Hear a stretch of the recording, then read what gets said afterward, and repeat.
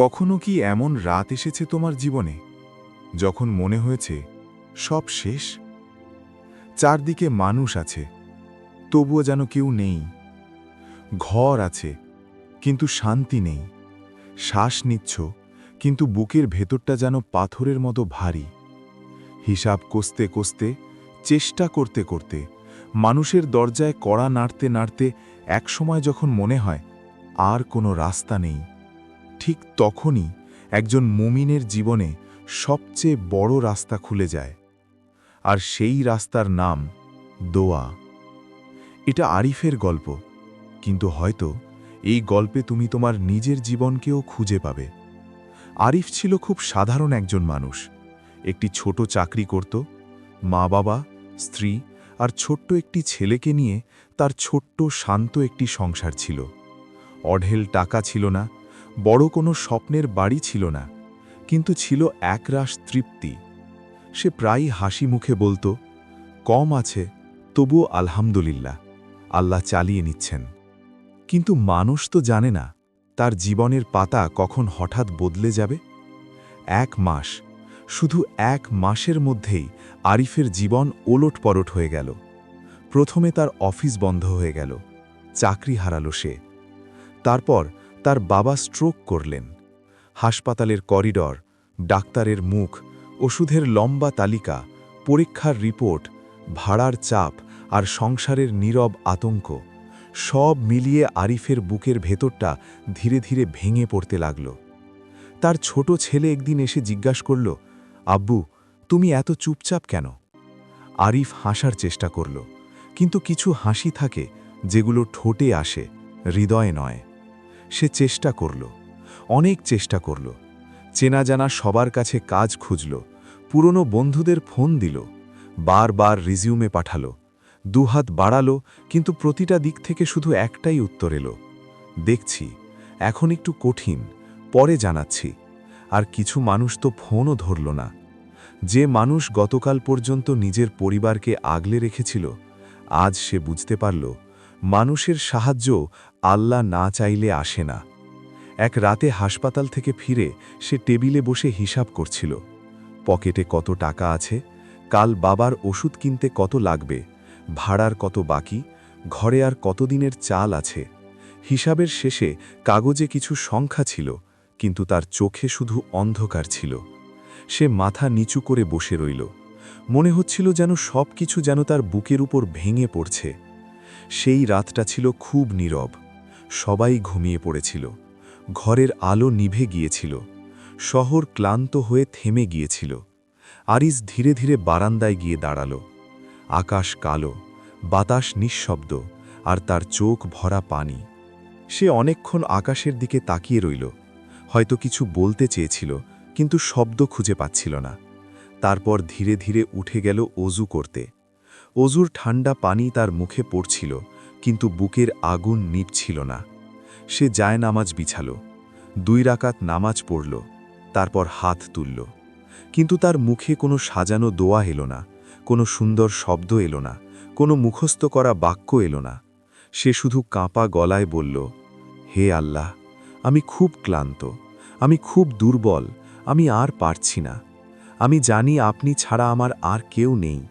আপনি চাইলে সব ঠিক হয়ে যাবে, আপনি চাইলে অসম্ভবও সম্ভব হয়ে যাবে। হে আল্লাহ, আমাকে অপমানিত করবেন না, আমার বাবাকে শিফা দিন, আমার সন্তানের রিজিক বন্ধ করবেন না। আমি আপনার কাছেই চাই, শুধু আপনার কাছেই। সেই দোয়ায় বাহারি ভাষা ছিল না, ছিল না নিখুঁত উচ্চারণ, ছিল না মুখস্থ করা বাক্য। ছিল শুধু একটি ভাঙা হৃদয়, একটি অসহায় বান্দা, আর তার রবের দরজায় সম্পূর্ণ আত্মসমর্পণ। আল্লাহ বলেন, তিনি তার বান্দার খুব নিকটে, আর যে তাকে ডাকে তিনি তার ডাকে সাড়া দেন। পরের দিন সকালে কোনো অলৌকিক দৃশ্য ঘটেনি। হঠাৎ করে টাকা এসে পড়েনি, কোনো বড় চাকরির চিঠি এলো না, হাসপাতাল থেকেও কেউ ফোন দিয়ে বলল না সব ঠিক হয়ে গেছে। কিন্তু তবুও একটা জিনিস বদলে গেল, আর সেটা ছিল আরিফের হৃদয়। গত কদিন যে মানুষটা ভেতরে ভেতরে ভেঙে পড়ছিল, সেদিন সে অদ্ভুত এক প্রশান্তি অনুভব করল। সব সমস্যা তখনও ছিল, কিন্তু সে আর একা লাগছিল না। তার মনে হলো আল্লাহ আছেন, আমি একা নই। দুপুরের দিকে হঠাৎ তার এক পুরনো সহপাঠীর ফোন এলো। একটি ছোট প্রতিষ্ঠানে জরুরি ভিত্তিতে একজন লোক দরকার। বেতন কম, কিন্তু সঙ্গে সঙ্গে জয়েন করা যাবে।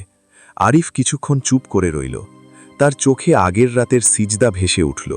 তার কানে যেন নিজের কান্নার শব্দ ফিরে এলো। হাসপাতালে যাওয়ার পথে সে আকাশের দিকে তাকিয়ে মনে মনে বলল, হে আল্লাহ, আপনি কি আমার দোয়া শুনেছেন? আল্লাহ আরও বলেছেন, তোমরা আমাকে ডাকো, আমি তোমাদের ডাকে সাড়া দেব। চাকরিটা শুরু হলো। অর্থকষ্ট পুরোপুরি গেল না। বাবার অসুস্থতাও সঙ্গে সঙ্গে সেরে যায়নি, কিন্তু আরিফ বদলে গেল। আগে বিপদ এলে সে শুধু চিন্তা করত, এখন বিপদ এলে সে দোয়া করে। ফজরের পর দোয়া, কাজে যাওয়ার আগে দোয়া, হাসপাতালের সিঁড়িতে দাঁড়িয়ে দোয়া, রাতে তাহাজ্জুদের অন্ধকারে দোয়া। একদিন তার মা জিজ্ঞাসা করলেন, বাবা, নামাজে এত কাঁদিস কেন? আরিফ মৃদু হেসে বলল, আম্মু, মানুষকে বললে সবাই বুঝবে না, কিন্তু আল্লাহ সব বোঝেন। সেদিন থেকে সে হজরত ইউনুস আলাইহিসসালামের দোয়াও পড়তে শুরু করল। লা ইলাহা ইল্লা আন্তা সুবহানাকা ইন্নী কুনতু মিনাজ জলিমিন। অন্ধকারের ভেতর থেকে ইউনুস আলাইহিসসালাম আল্লাহকে ডেকেছিলেন, আর আল্লাহ তার ডাকে সাড়া দিয়েছিলেন, তাকে বিপদ থেকে উদ্ধার করেছিলেন এবং জানিয়েছেন এভাবেই তিনি মুমিনদের রক্ষা করেন। আরিফ তখন বুঝতে শুরু করল, দোয়া মানে শুধু কিছু চাওয়া নয়। দোয়া মানে নিজের ভাঙন নিয়ে আল্লাহর সামনে দাঁড়ানো। দোয়া মানে মানুষের কাছে হেরে গিয়েও রবের কাছে না হারা। দোয়া মানে, হে আল্লাহ, আমি পারি না, কিন্তু আপনি পারেন। তারপর একদিন, 2 দিন, 1 সপ্তাহ, কয়েক সপ্তাহ, ধীরে ধীরে একটার পর একটা ছোট ছোট পরিবর্তন আসতে লাগল। বাবার শারীরিক অবস্থা আগের চেয়ে স্থিতিশীল হল। ডাক্তারের রিপোর্ট কিছুটা ভালো এলো। অফিসে তার কাজ পছন্দ হওয়ায় তাকে স্থায়ী করার কথা উঠল। এক আত্মীয় বহুদিনের ধার শোধ করে দিল। বাড়িওয়ালাও কিছুটা সময় দিলেন। দেখতে এগুলো খুব ছোট ছোট ঘটনা, কিন্তু আরিফ জানত এগুলো কেবল ঘটনা নয়, এগুলো তার রবের রহমত। সে বুঝে গেল, দুয়ার জবাব সবসময় একই রকম হয় না। কখনো আল্লাহ সঙ্গে সঙ্গে দেন, কখনো অপেক্ষা করান, কখনো যা চাই তার চেয়েও ভালো কিছু দেন, আর কখনো সমস্যা দূর হওয়ার আগেই অন্তরে এমন সাবর দেন যার কারণে মানুষ টিকে থাকে। সেদিন রাতে সিজদায় গিয়ে আরিফ কাঁদতে কাঁদতে বলল, হে আল্লাহ, আগে আমি শুধু চাইতাম আপনি আমার সমস্যা দূর করুন। এখন আমি চাই আপনি কখনো আমাকে আপনার দরজা থেকে দূরে করবেন না। এই দোয়াটাই তার জীবনের সবচেয়ে বড় পরিবর্তন ছিল, কারণ তখন সে শিখে গেছে রিজিক পাওয়া বড় নেয়ামত, শিফা পাওয়া বড় নেয়ামত, সমস্যা দূর হওয়া বড় নেয়ামত, কিন্তু আল্লাহর দরজায় ফিরে আসা এটাই সবচেয়ে বড় নেয়ামত।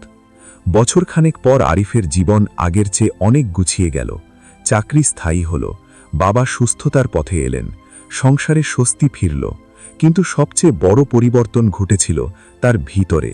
এখন সে জানত, দোয়া শুধু বিপদের সময়ের শব্দ নয়, দোয়া হল মুমিনের জীবন রেখা। যখন মানুষ ভাবে সব শেষ, দোয়া বলে এখনো না। যখন মানুষ ভাবে কেউ শুনছে না, দোয়া বলে আল্লাহ শুনছেন। যখন মানুষ ভাবে আমি একা, দোয়া বলে তোমার রব তোমার খুব কাছেই আছেন। রাসূলুল্লাহ সাল্লাল্লাহু আলাইহি ওয়াসাল্লাম বলেছেন, দোয়াই ইবাদত। তাই আজ যদি তুমি কষ্টে থাকো, আজ যদি তোমার ঘরে দুশ্চিন্তা থাকে, আজ যদি তোমার চোখে লুকানো কান্না থাকে, আজ যদি মনে হয় তোমার আর কোনো পথ নেই, তাহলে হাল ছেড়ে দিও না।